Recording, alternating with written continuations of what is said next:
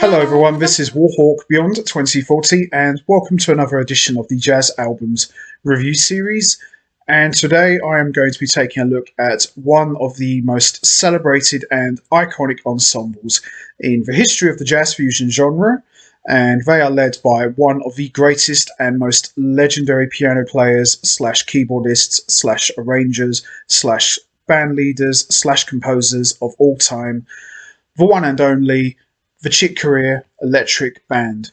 And for today's edition, I am going to be taking a look at a recording that doesn't really get talked about much when you're looking at the entire catalogue of the Chick Corea Elektric Band. And this was briefly mentioned during a live stream tribute by all of the Electric Band members for Chick Corea. And I thought this would be a great opportunity to talk about this album. And I looked this up on Wikipedia. It is actually officially credited as part of the Chick Corea Elektric Band catalogue. And the album that I am talking about is Chick Corea Elektric Band live from Elario's The First Gig. So this album came out in 1996, 11 years after the band's debut. And this features Chick Corea on keyboards, John Patitucci on bass, and Dave Weckl on drums. And as everybody knows, that the Chick Corea Elektric Band was formed in 1985 as a trio with Chick Corea, John Patitucci, and Dave Weckl.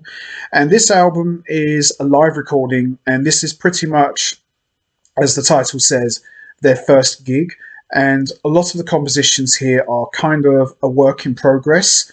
Some of the songs would go on to feature on the first Electric Band's album. Some songs would end up on other recordings. But for the most part, a lot of these songs never got recorded in the studio at all.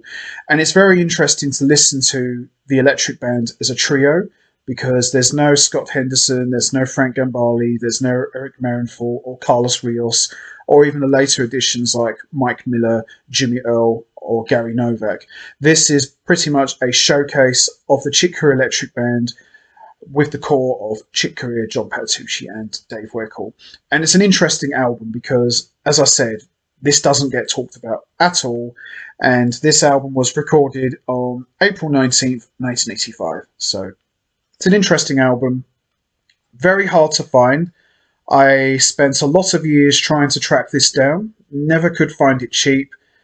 One day I was very lucky that I found it on eBay. I think I got this for maybe £12. Bidded the hell out of this. I was not to be denied. I was going to have this one way or another, and to my luck and surprise, I actually got this. And it's an interesting album. It's not as ferocious or powerful as future Electric Band recordings, and the music is a lot more laid back, lots of Fender Rhodes, lots of guitars, and lots of heavy orchestrated synth work. And as I said, it's not as hard hitting as future Electric Band recordings, but it's still worth checking out, I think. So we're going to take a look at this album, and as I said, it doesn't really get talked about much. So it's a pretty normal album cover. It's nothing spectacular. Oh. They were so young, but yet full of promise and at the top of their game.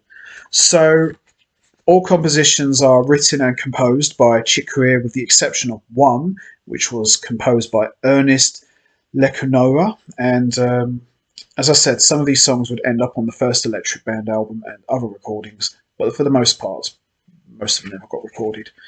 Most of the sleeve notes, as you can see, are in Japanese, but there's a little bit here from Chick. And he pretty much explains here that at this point, what was to become the Electric Band was in its formative stage, and I was experimenting with repertoire and musicians.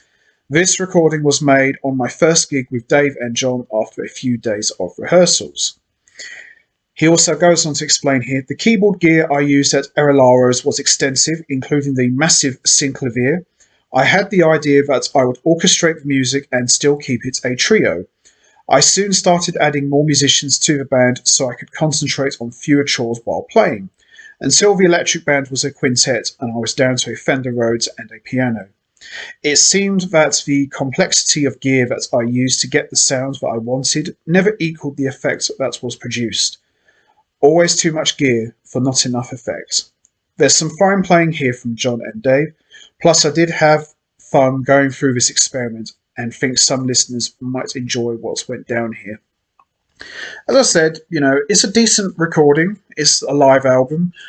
You could probably look at this as the first Electric Band album, but it's a live recording. I mean, these guys wouldn't go into the studio until the end of the year, and then their album was released in 1986. So there's some more sleeve notes in Japanese. There's the GRP catalogue of the Electric Band. And we also got the catalogue of Chick Corea from Stretch Records. So there you have it. Oh, there's also some acoustic band recordings here as well. So, as I said, a lot of the songs you hear are kind of like a work in progress. It doesn't sound quite finished or polished. And as I said, it's kind of more like a tryout gig than a live recording, because when you do live recordings, they sound completely different. But this is kind of more like a tryout, but it's still worth checking out. So we've got Tweak, a Japanese waltz, Ginkakuchi, which is Silver Temple, which would end up on the first Electric Band album. Morlo Core, it's alright. Maribala, What Is It? Malajuna, which used to be their closer for all of their sets, and Fusion Blues, which is Got a Match, which we can all agree that this is quite possibly the most iconic Electric Band composition of all time. Standout tracks for me, I quite enjoy listening to this. As I said, it's interesting to hear the Electric Band in their early days as a trio before the others all came on board. Standout tracks for me, Ginkakuchi, Fusion Blues, Molokore, which has got a beat and a tempo very similar to a composition that John Patitucci would record on his self-titled debut album just a few years after, which is called Zaragoza, and it sounds very similar to it. The beat kind of sounds like this. It's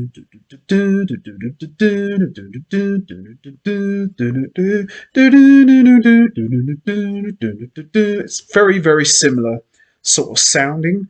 And as I said, it's worth checking out. And if you're a hardcore fan of the Electric Band, then this is definitely one for the books and one for the collection. And it's a good place to start.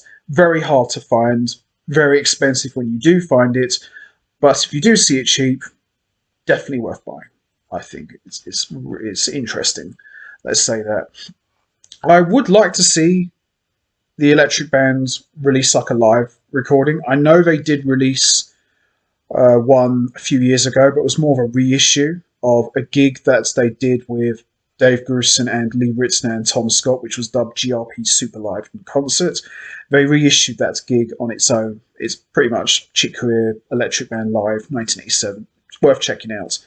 I think I remember on the live stream of the Electric Band that there was going to be a live compilation of all of the highlights of the tour, the last tour that they did with Chick is being mixed or something. So we could see that, but this is worth checking out.